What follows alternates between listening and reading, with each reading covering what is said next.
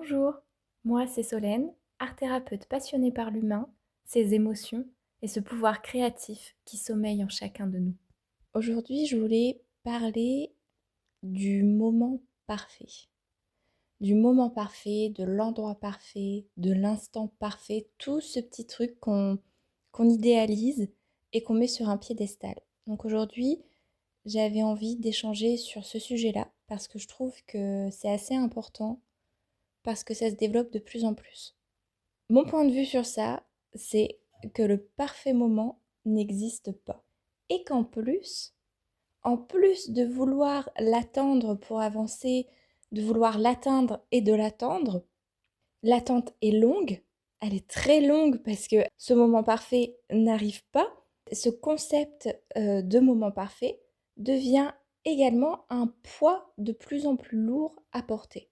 Et que ce poids-là, on va le créer par nous-mêmes et on va l'alourdir par nous-mêmes encore une fois. Et on vient créer quelque chose de très lourd en nous qui n'existait pas et qui n'existe pas au final, puisque cette perfection, cet idéal, c'est un concept irréel qu'on s'est placé en tête pour l'atteindre, mais ça n'existe pas.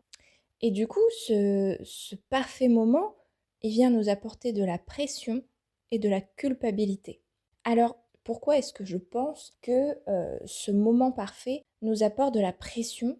Eh bien, c'est parce qu'à chaque fois que l'on se dit, ok, là c'est maintenant, ok, là je me lance, ok, c'est l'endroit idéal pour moi, c'est le moment idéal pour moi, c'est ça que je vais vivre. Mais qu'à chaque fois, il y a une excuse qui vient se placer entre notre envie profonde et la réalisation de cette envie. À chaque fois qu'il y a une excuse qui arrive, quelque chose qui vient nous dire oui, mais ça, c'est pas idéal quand même. Ah oui, mais ça, c'est vrai que c'est pas parfait. Ça, c'est vrai que ça me pose problème.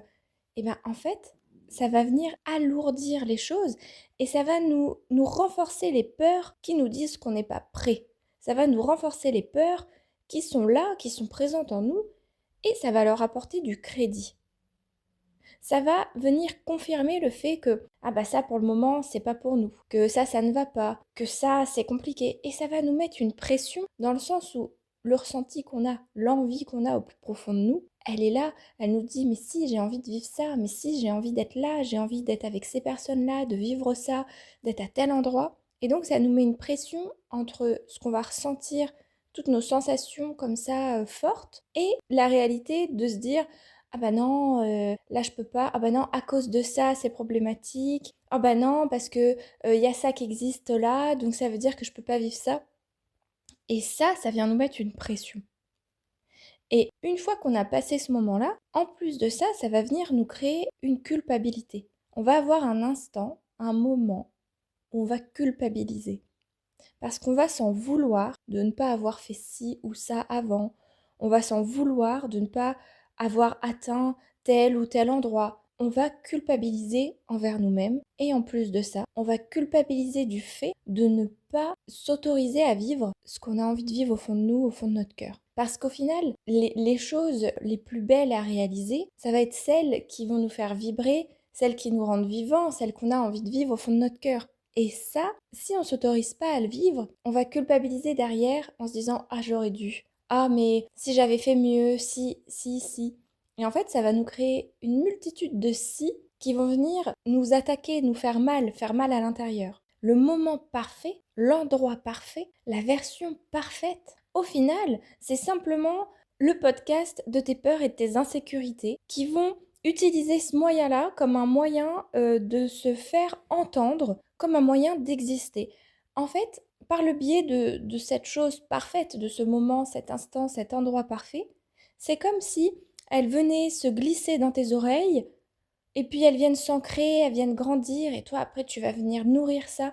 Et en fait, tes peurs et tes insécurités, elles s'installent un petit peu comme ça et toi tu viens les valider derrière. Et c'est là, c'est à toi de reconnaître qu'il s'agit de peur et d'insécurité.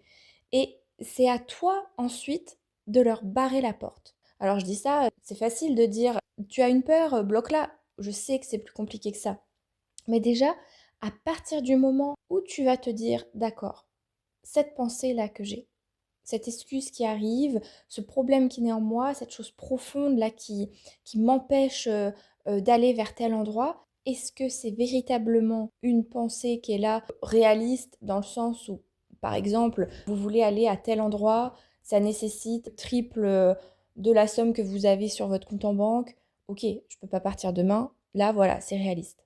Par contre, vous voulez aller à un endroit, vous avez 3 fois la somme sur votre compte en banque, et là, vous vous dites, ah ouais, mais peut-être que si j'y vais là, je vais rencontrer tel ou tel problème et peut-être que ceci et cela. Si tous les feux sont ouverts pour vous, pour que vous alliez à cet endroit-là, et que ce qui vous fait peur, c'est vous dire, ah oui, mais peut-être que dans le futur, il y aura ci, mais peut-être que dans le futur, il y aura ça. Vous anticipez des peurs à ce moment-là. Vous anticipez des peurs et des insécurités. Vous anticipez quelque chose qui ne va peut-être pas exister. Et à ce moment-là, est-ce que vous vous poserez pas la question si c'est une peur, une insécurité qui parle? C'est en commençant à se poser la question. Alors je vous dis pas de suranalyser tout, hein. Le but c'est que votre vie, elle reste légère, elle reste fluide, que vous conserviez la magie de la vie, parce que c'est ça qui est magnifique à vivre. Je vous dis juste, à des moments, quand vous voyez qu'il y a des chemins qui sont bloqués de manière redondante, posez-vous la question, est-ce que ces obstacles-là, c'est des obstacles réalistes ou est-ce que c'est des obstacles qui m'ont été amenés par mes peurs et mes insécurités. Sachant que quand on a ces peurs et ces insécurités-là, et qu'elles sont là depuis un moment, généralement, les arguments qu'elles vont nous envoyer, on va tendance à y croire, à trouver qu'elles ont raison. Donc ça nécessite vraiment le besoin de se poser, d'observer, de commencer à observer nos comportements, nos manières de penser, nos schémas.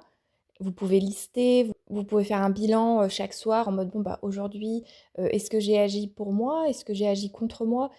Vous pouvez faire ça par semaine, vous pouvez faire ça par mois, vous pouvez faire ça quand ça vous chante, vous pouvez faire ça vraiment de diverses manières. Il n'y a pas une manière, encore une fois, parfaite, ça n'existe pas la manière parfaite de faire. Celle qui compte, c'est celle qui va être bien pour vous, celle dans laquelle vous allez vous sentir bien. Et plus vous allez vous rendre compte des schémas qui se répètent, et plus vous pourrez identifier pourquoi vous avez ces schémas qui apparaissent, pourquoi vous vous placez des obstacles à cet endroit-là.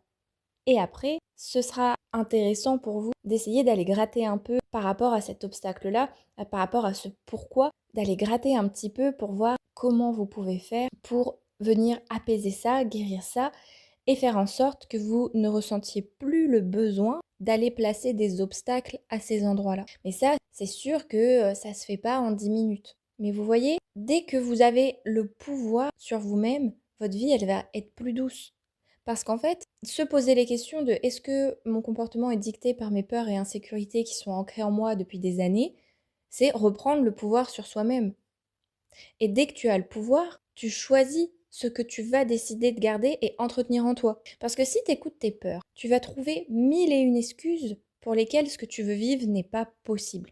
Et tu vas t'auto-persuader que c'est impossible. Tu vas créer tes propres barrières. Et au final, au lieu d'être ton meilleur ami, tu seras ton pire ennemi.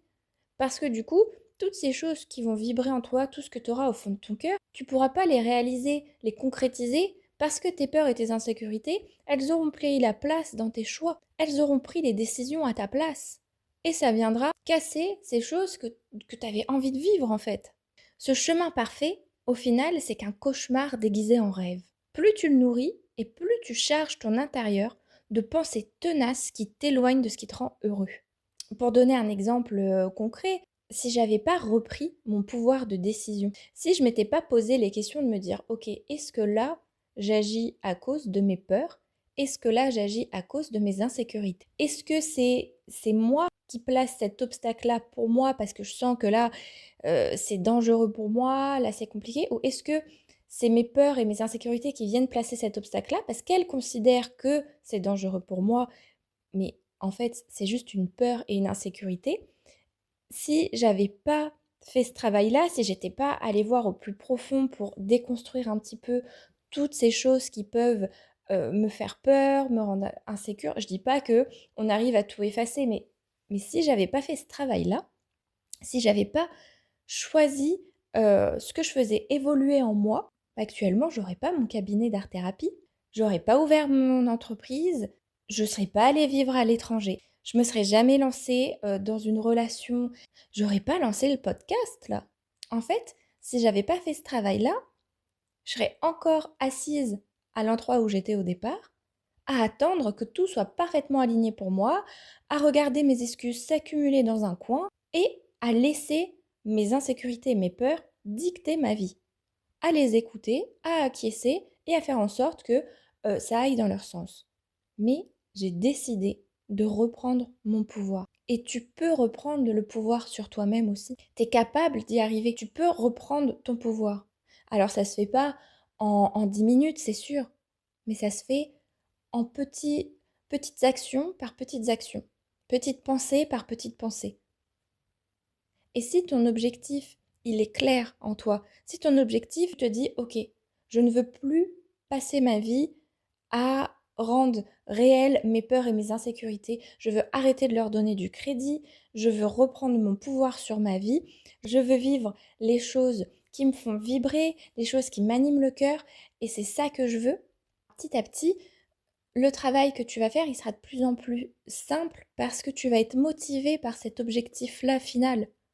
Et même quand tu rencontreras quelques difficultés, parce que forcément, aller titiller ses peurs et ses insécurités, on passe par des moments qui sont moins chouettes, mais ces moments-là, tu les passeras en disant, ok, pour quel but je fais ça? Pour moi. Je fais ça pour me libérer moi-même de tout ce poids-là. Et ça fera tellement du bien et tu es tellement capable d'y arriver.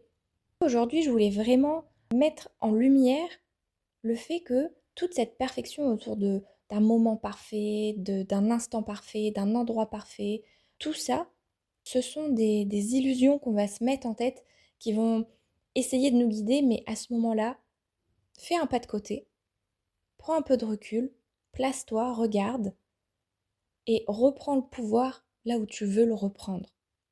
Vous êtes capable, vous êtes formidable. Je vous souhaite une merveilleuse journée et puis je vous dis à bientôt.